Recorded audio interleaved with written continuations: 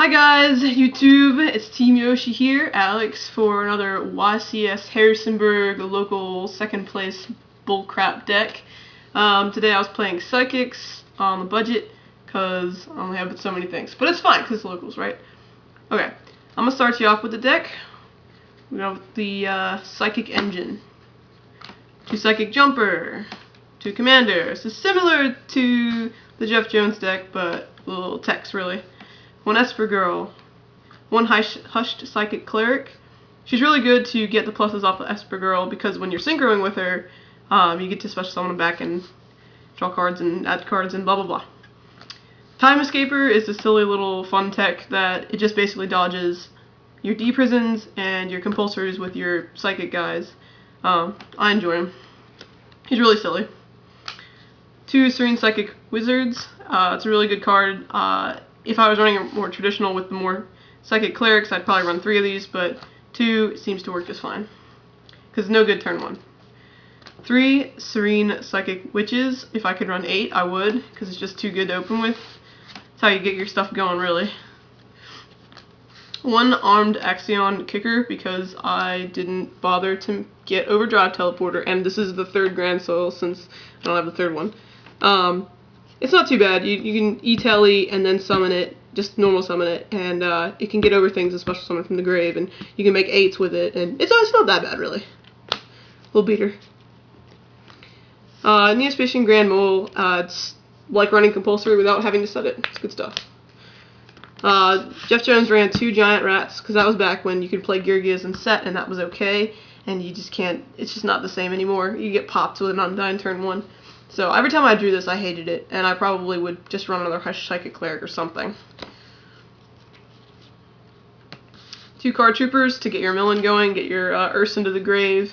If I ran this again, I probably would just run more pure Psychics, because I'd milled spells all day long. 2 Grandsoils, it's the finishing touch on the deck. It's really fun to just be like, drop Grandsoil, wah, good stuff. But it's really hard. It's not as good as Moon Glacier, not as good. It's not searchable. It's kind of hard, really, honestly, but it's fun. 2 Trags and a Gorz because you need protection, and this helps you synchro, just not for your Naturia synchros, obviously. And 1 Veiler and 1 Maxx.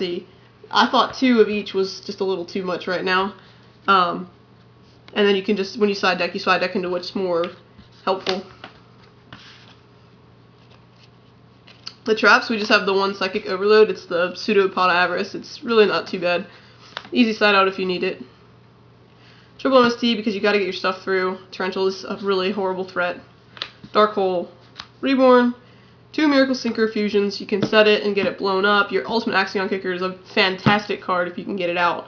Because like I said, compulsory and D-prison are basically, or you know, removal like Chaos Sorcerer is really the only thing you can do to get rid of it. E Tele because that's the reason the deck is good. Just have 1 Forbidden Lance to also help you dodge those compulsories and such. Mind Control, Creature Swap. Psychic Jumper is a fantastic little minis Creature Swap, but if you don't have that to get going, you can just, there's your Creature Swap for that.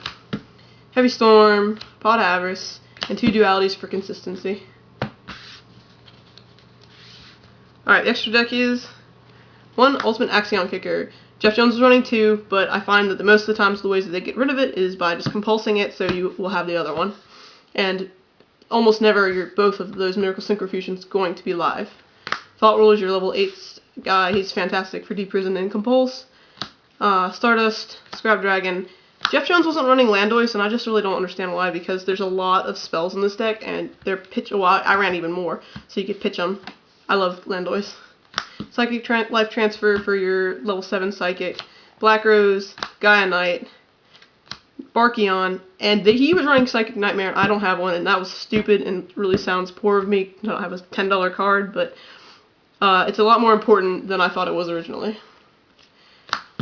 Nat Beast, Android, Catastor. Now, because I wasn't running a 2nd Axon Kicker and a 2nd or in a Psychic Nightmare, I had a little more room for Exceeds. Levier was too good all day long, bringing back my Esper Girl when people found ways to get around to the little loopy, drawy thing. So Leviair is just too really good. Honestly, it's just too good. And Zenmane's, of course, is for a little protection if you just don't have any. And my only rank 4 was Abyss Dweller because if I was going to... I do have Creature Swap, I do have Mind Control, I do have Trag. You can make Abyss Dweller if you have to, and as far as all the rank 4s are concerned, that's probably the best one, most aggressive against water. Now, with my local side deck, just another Veiler, 2 more Maxx's for windups, 2 Thunder Kings, 1 Night Beam, 2 Soul Taker, 2 Soul Drain, which can interrupt you, so you gotta be careful playing it, 1 Royal Decree, 2 Trap Stun because of the ruling that we've got on Abyss Sphere.